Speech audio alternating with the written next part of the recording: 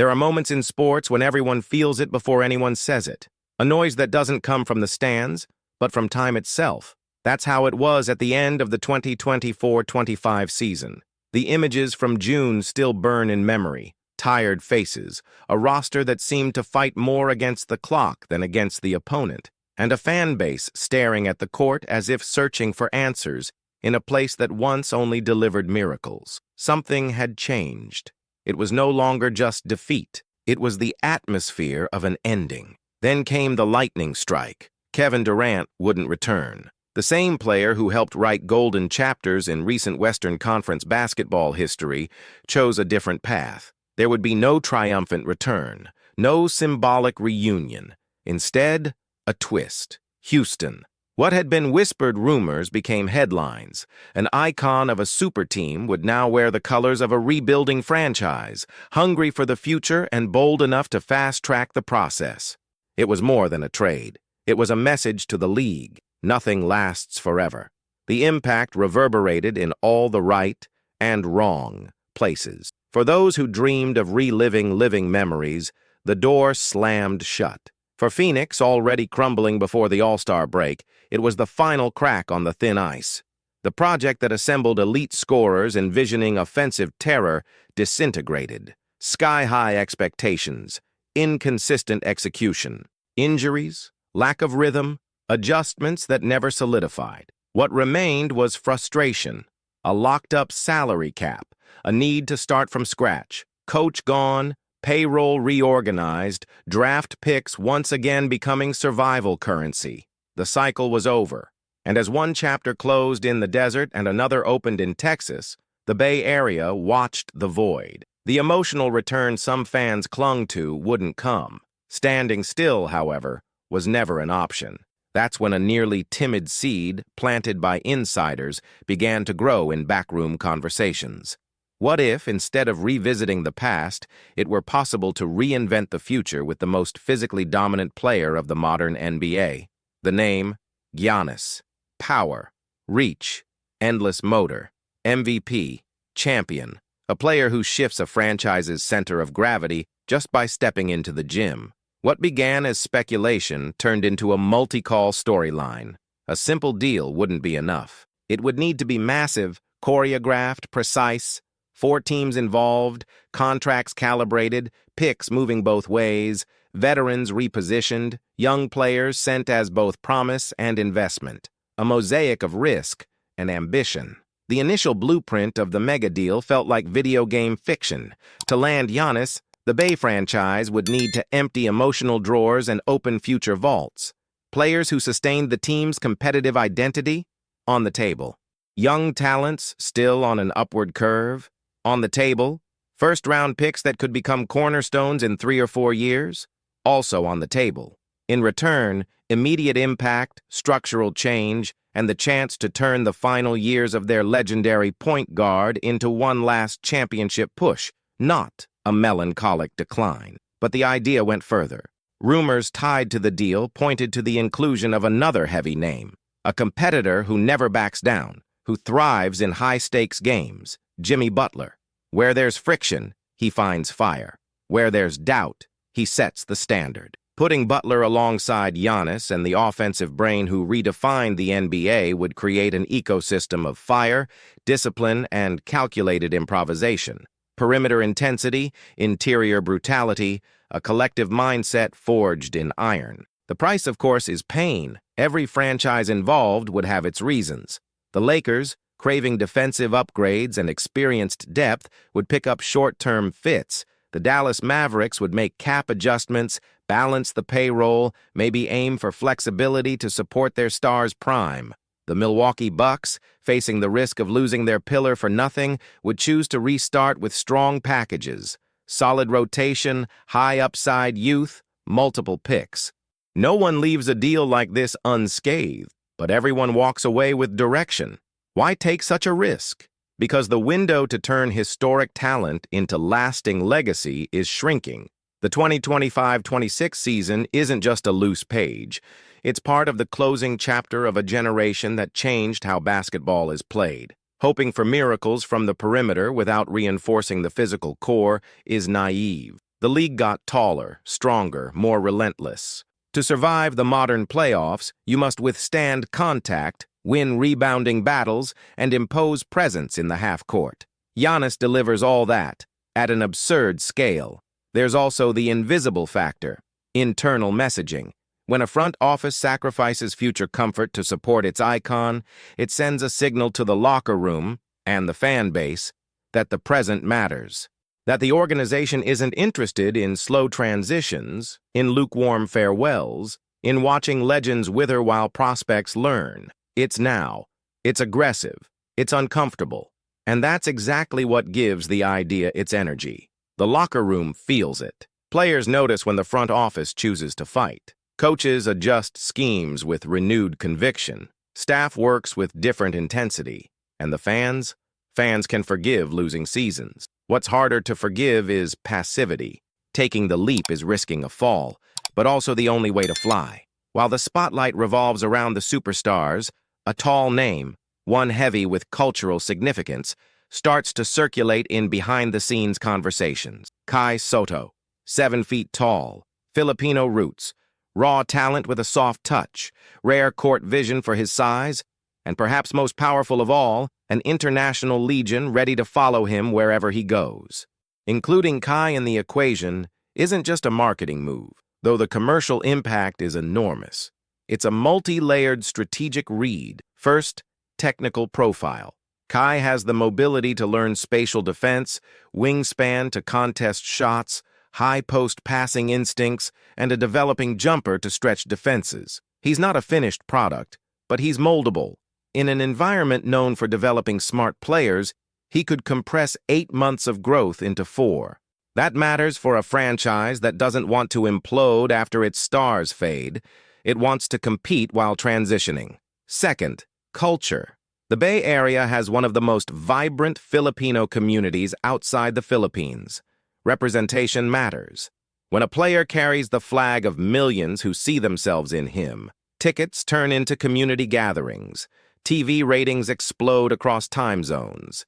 Digital engagement doubles. The franchise that embraces Kai embraces an emotional continent. That alone doesn't win a playoff series, but it sustains projects, attracts sponsors, extends the economic cycle, helps fund aggressive sports strategies. Third, narrative. Every end of an era needs a bridge. Kai could be that bridge. While Giannis and Butler push the present toward a title, he learns. While the legendary point guard continues to redefine spacing and offensive gravity, Kai absorbs angles, timing, and defensive reads. When the baton pass inevitably comes, the audience won't fall into a void. It will already have a face to believe in. Technically, the development fit is promising. Picture closed-door practices where Kai catches the ball at the high post with Giannis slashing baseline. The defense collapses, the perimeter opens, and the read unfolds. Or sets where he's the secondary screener in dribble handoff actions, freeing shooters or attacking long closeouts. The arsenal from that lab could be vast. And if he protects the rim with discipline, he brings immediate value, even in limited minutes. Bringing in players with huge impact isn't enough. They must coexist. The current movement and spacing system needs to evolve into something hybrid, maintaining the quick-passing, cutting, off-ball screen signature style while adding layers of direct play that capitalize on Giannis's reach and Butler's physicality. That means more 21 series sets with handoff options, short roll reads to the corner, staggered screens ending in post isolations to exploit weak matchups. Offensively, the key will be pace variation. In transition, Giannis steamrolls. In the half-court, Curry, yes, let's name him, bends defenses just by existing beyond the arc. Combining vertical gravity with shooting gravity creates impossible choices. Collapse on the Greek and give up a rain of threes, stay glued to shooters, and watch Giannis exploit numerical advantages. Butler adds a mid-range physical game, punishing switches with smaller defenders. The offense becomes a puzzle requiring 5 perfect defenders every possession. Defensively, the ceiling rises if the group buys into multi-coverage. Giannis, as a free safety covering 6 feet in a single stride, shifts opponents' attack maps. Butler pressures the ball, improvises traps, and forces mistakes. If Kai improves his angle, reads, he can be a weak-side secondary rim protector, especially against late drives. Mixing moderate drop coverage, selective switching, and short hedges will keep opponents guessing. The rotation, of course, needs glue. A versatile wing who can defend 2 through 4, a backup point guard to anchor the second unit without collapsing spacing, and a physical big for war minutes in a long season. But the backbone, creation, physical impact, competitive mindset would be installed. There are risks, always. Injuries in high-load players, offensive role adjustments, cold shooting streaks compressing spacing and overloading Giannis, possible personality clashes under high pressure. But risk is the base currency in any title run, and when the reward is rewriting a generation's legacy, volatility is a price you pay. Behind the tinted glass doors of the Chase Center, the discussions aren't cold. Analysts spread out adjusted impact charts, medical reports, 5-year cap projections. But with every number, someone asks, what does this mean when we hang the jersey in the rafters? What's the value of seeing a city believe again? What did it cost to build this culture, only to let it fade away slowly? Agents pressure deadlines. Other franchises probe for openings. The entire market watches. When names like Giannis and Butler enter real discussions, any phone call becomes a potential headline. Strategic leaks happen.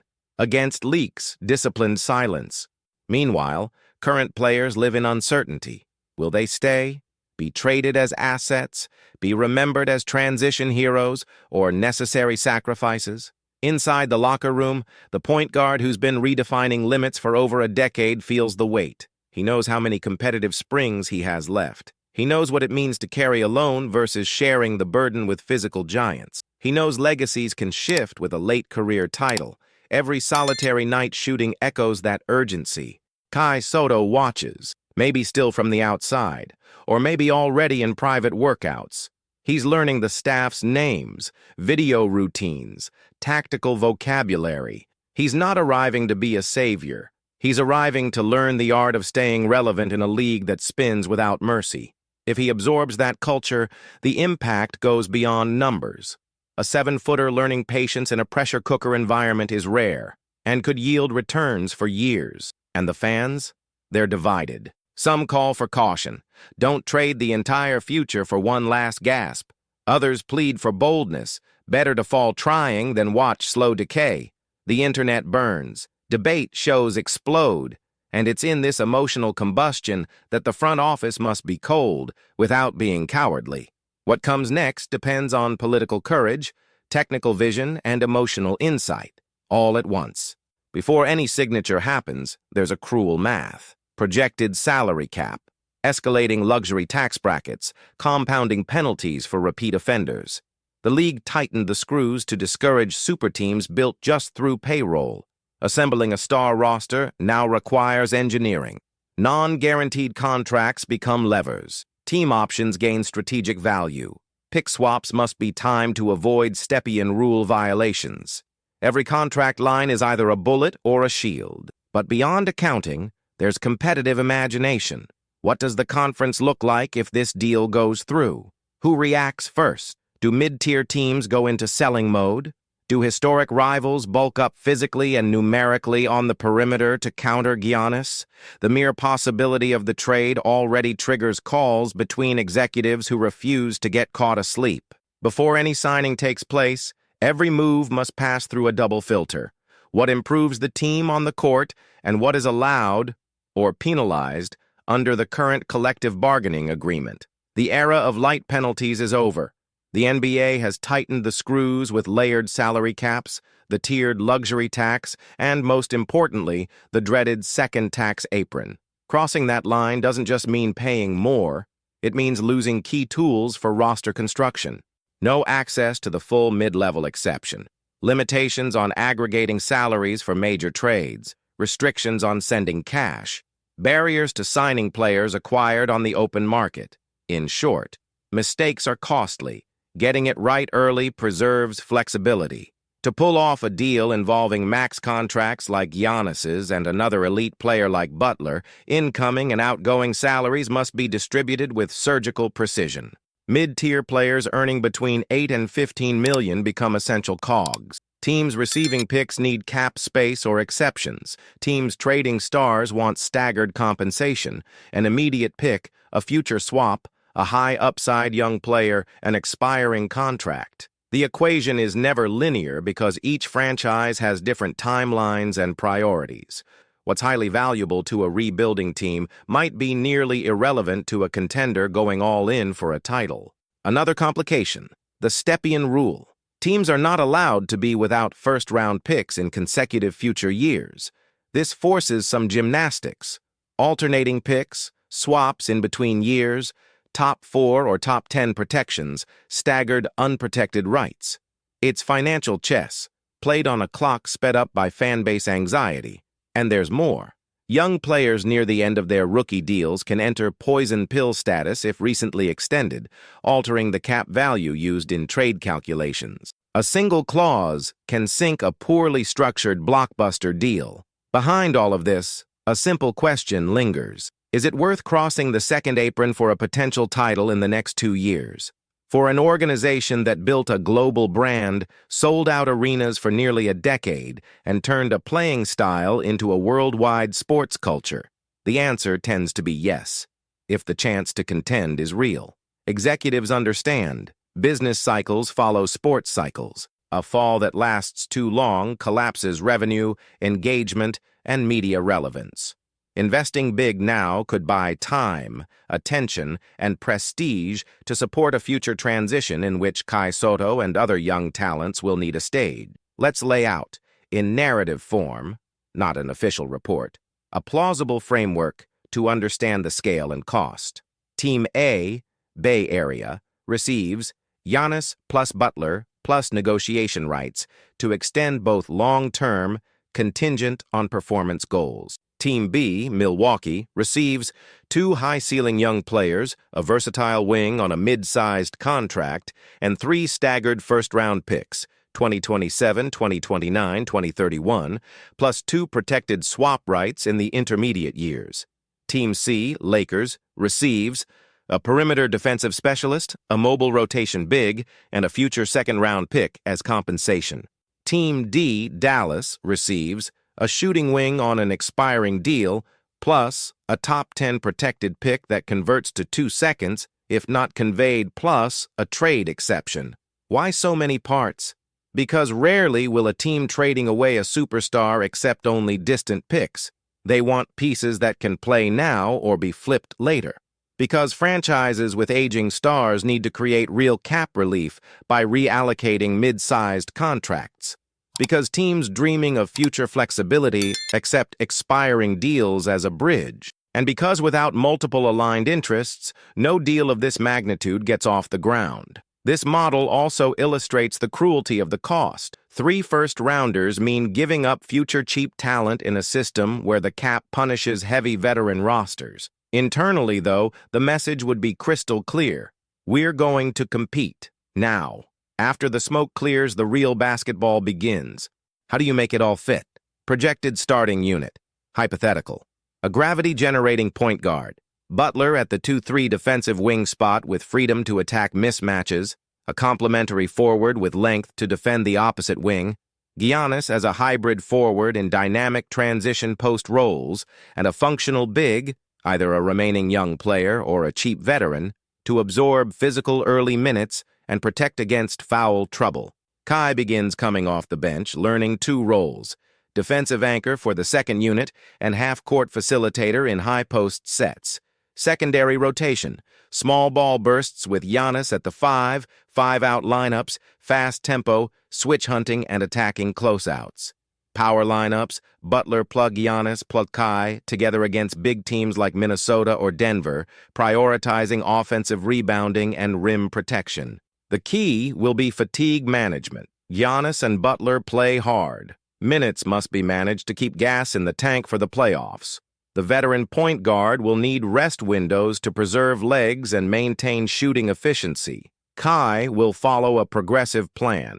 First quarter of the season, 10-14 minutes, favorable matchups, focus on defensive positioning and clean screening. Second quarter, appearances against more physical second units, offensive touches in short pick-and-pop sets. Post-All-Star. If there's clear progress, minutes in situational late-game moments, especially when height is needed to contest or punish teams that switch freely. Against Denver, the priority is to clog the top of the paint without surrendering threes. Alternate Giannis and Kai as primary defenders in central handoff actions. Butler applies pressure on initial reception. Weak side rotation must be quick to cut off backdoor passes. Offensively, drag Jokic into lateral actions that force movement and open driving angles. Against Minnesota, it's power versus power. Box-out precision is key. Kai is useful for extended minutes against their combined height. Need to force Towns to defend on the perimeter in pick actions to draw fouls and break their rotation. Against Oklahoma City, young, fast, and versatile. Experience matters here. Butler and Giannis attack contact to wear down lighter bodies. The point guard collapses the defense to test the youngsters' discipline. Kai gets short bursts to contest extended drives. Against the Lakers, now reinforced in the trade scenario, half-court battles. It's crucial not to commit turnovers that lead to transition. Defensive rotation must be disciplined because LeBron-centric teams punish second-help errors. Giannis becomes a reverse transition engine, rebound, coast-to-coast, numerical advantage before the defense sets. If you've made it this far, it's because, just like us, you feel this story goes way beyond statistics. It's about bold restarts, legacies that refuse to die, and bets that could change everything. What's about to happen in San Francisco isn't just another off-season move. It's a possible new chapter of NBA history unfolding before our eyes. And if you want to keep up with every detail of this journey, from the silent negotiations to the epic on-court moments, then do this right now. Hit the like button on this video. That shows you're with us and helps this content reach more passionate fans like you. And of course, subscribe to the channel and turn on notifications, because here you'll find every behind-the-scenes detail, every twist, and every unforgettable scene of this new era. The future has already begun, and you're in the right place to live it with us. See you in the next chapter.